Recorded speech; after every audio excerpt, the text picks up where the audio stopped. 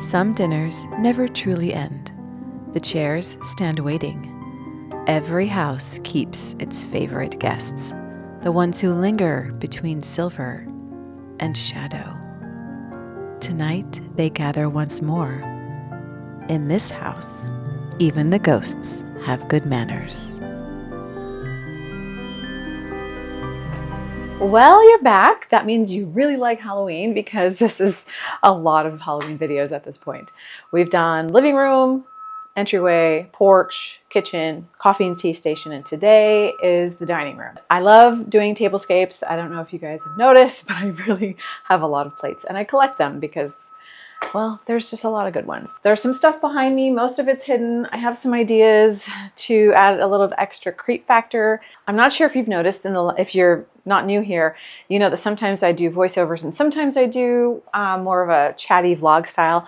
I am on such a super time crunch with these decorating things, and I wanted to spend more time with you chatting as I did it, but I just needed to focus, and I had a lot going on in my head, and I'm just like zeroed in, focused. So I'm not doing a lot of talking in the moment, but I'll be sure to sprinkle in some of the thoughts that I was having as I was putting the stuff out. I do both styles. If you have a preference on styles, let me know. I can't promise to stick to all one or all the other because that might get a little boring for me creatively. Yeah, definitely this time because of the super time crunch I'm under. I'm doing all the decorating and then all the talking later. So I hope that's okay with you. Let's do this. I had a pretty good direction of where I wanted to go in the living room, which is unusual for me, I know. But I wanted to get the hardest parts out of the way. Eat the frog, right? Do the thing that's hardest first while my motivation is high. So I'm hanging this garland. I've never hung garland here before for Halloween. This was the stuff I tried to put on the table last year, and the cat started eating it. And I'm like, oh no, I don't need a bowel obstruction in one of you guys from eating plastic. So I just put it in a bag and I didn't think about it again until this year. So I thought this would be a great way to use it but keep it out of harm's way. And now begins the season of fluffing. Fluff your garland, fluff your stuff. I don't care what it is, it looks better when you do it, and it does take time, but you don't have to have any really special skills to do it. You don't have to be like a floral arranger. You just need time and a little bit of an eye for detail.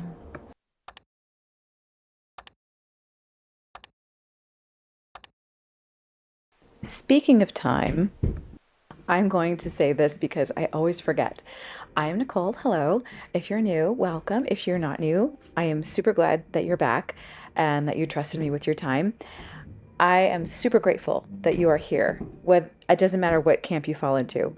Thank you for being here because time is our most precious resource. We can't make more of it. We can't trade it. We can't buy it. And I am grateful for you being here and supporting my channel. I am a surgeon. I work clinically, not really full-time. I wish I had the full-time hours, but I don't.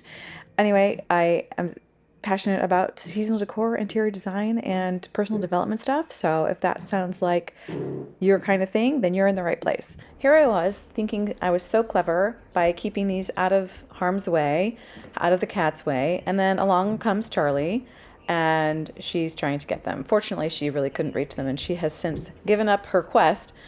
But, this cat keeps me on my toes, I'm telling you. All right, now that I've hung these things, these garlands and the picks and stuff, I'm moving on to hanging art. And I am so grateful that you guys gave me your painter's tape idea for the art from a couple of videos ago when I was talking about hanging art and just estimating it, but that only works if there's no like hanging wire on the back. So I don't know, I figured it out eventually. I got my super fancy laser level and I felt really like a big girl, and then I was like, wait, how do I make sure that this ends up at the bottom? Anyway, I'm sure one of you has a really good idea about how to solve this problem, but for now it worked. So yay.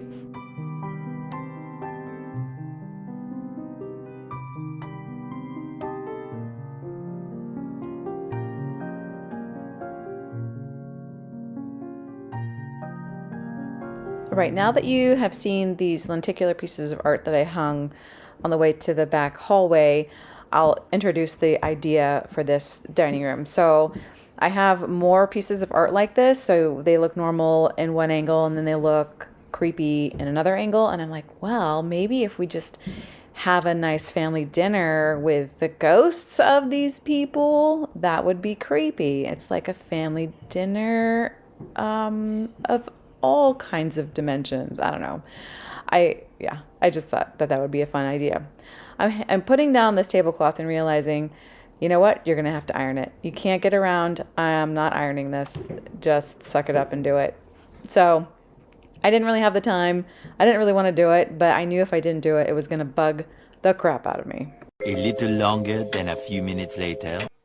I was fairly certain I was going to be using black placemats, so I was really glad that I found this tablecloth with bats and ravens and things at Home Goods. I had to get this, oh gosh, in July or August. I think it sold out pretty quickly. Just, I think it was one of the more elevated looks that they had. And of course, once I sat these down, I'm like, do I really want a black placemat?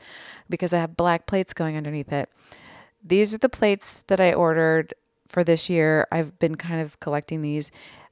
The plates are from Amazon. I'm going to link what I can. If you want to recreate this look, you can in a pretty short order, because I'll link some things that are exactly from Amazon. And Halloween is on a Friday this year, and Amazon's like 2-day delivery. So I'll put a list for Halloween table in the description box. Anyway, I wanted to get a little bit fancier with these napkins, and I had another skeleton garland from left over from when I did the stairwell. And so I'm just wrapping this around here like a hair tie and using these little skeletons as napkin rings. And of course, I have to have their ankles crossed. I call this the bilateral inferior chill sign. When we see trauma patients come in with their ankles crossed, they're not sick at all. They're going to be fine. So to recreate this look, I'll do it again. You fold it into a triangle, and then you fold up the corners again, and then you fold in from the outside edges, and then you flip it back onto itself. And then you can, put your napkin ring or your skeleton or whatever you're going to be using to hold this together, and then you fan it out from the top.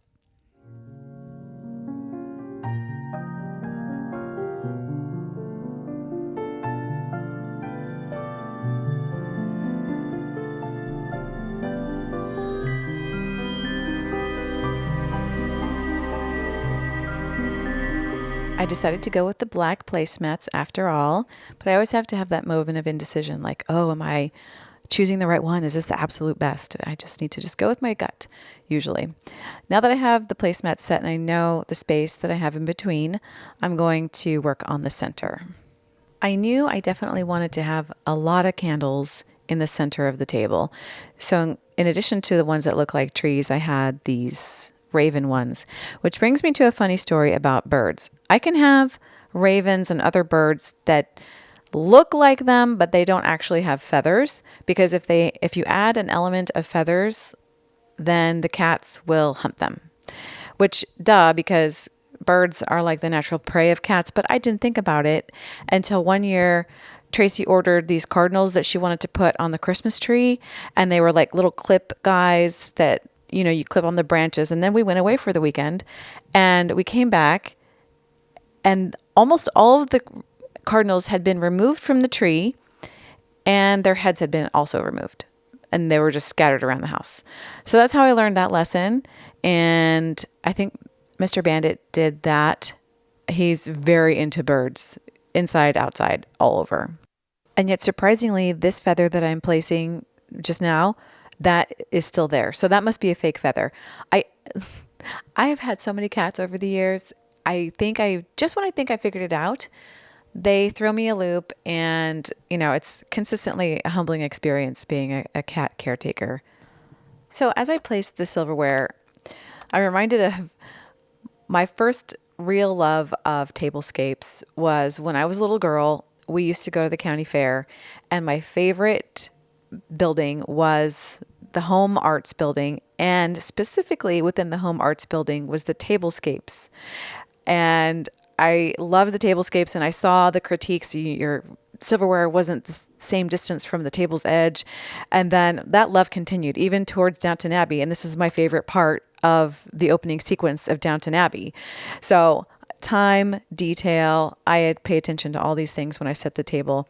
And I think the details is what really elevate any design, anything that you're working on, even if they are not consciously noted, I think as a whole, it adds to the overall experience. So I think spending just a few extra minutes making sure that things are even and all these things, it really pays off in the end.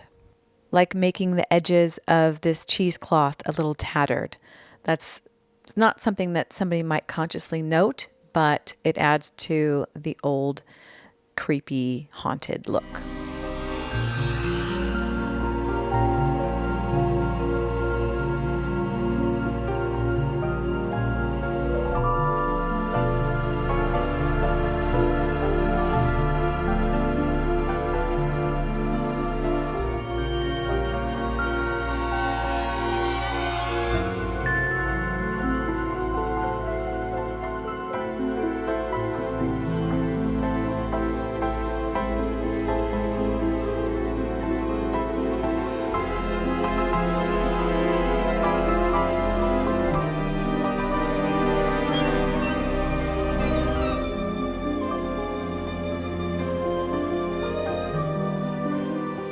I'm carrying the candlelight heavy motif to the buffet table behind the dining table. And I'm just going to add some more candles with these zombie hand pillar holders that I picked up from Grandin Road over the summer. Then I was going through some drawers in the house, and the previous owners left these chains. I'm pretty sure they were used to help hang the chandeliers in the house, but chains can be very creepy. So I am using them in keeping up the gothic kind of creepy effect around these pillar holders, which they're great by themselves, but I think adding the chain to it really takes it up a notch.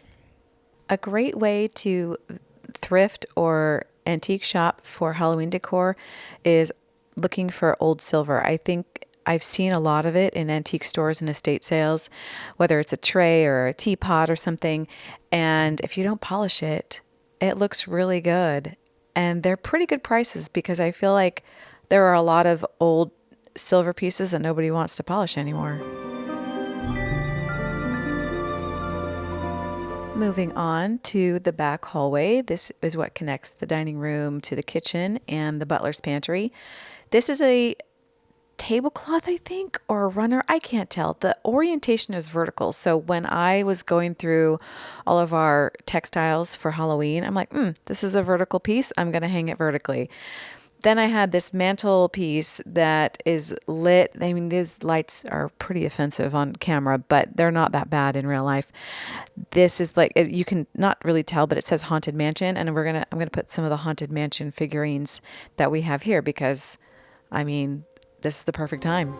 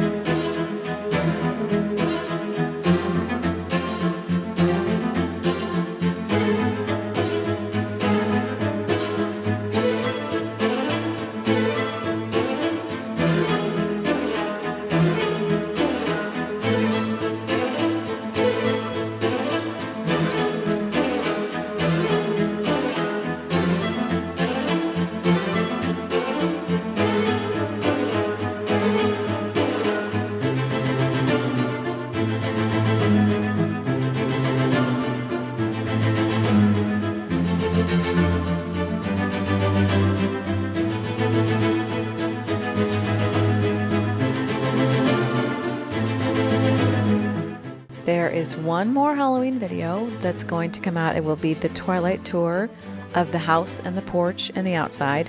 I was going to do an additional outside video showing how we set everything up with the ghouls and the cemetery and everything, but I literally just ran out of time. So sorry about that. I will plan better next year. Here's a full playlist of all the Halloween videos, and I will keep updating it as I add things to it. And thank you so much for being here. I will see you soon.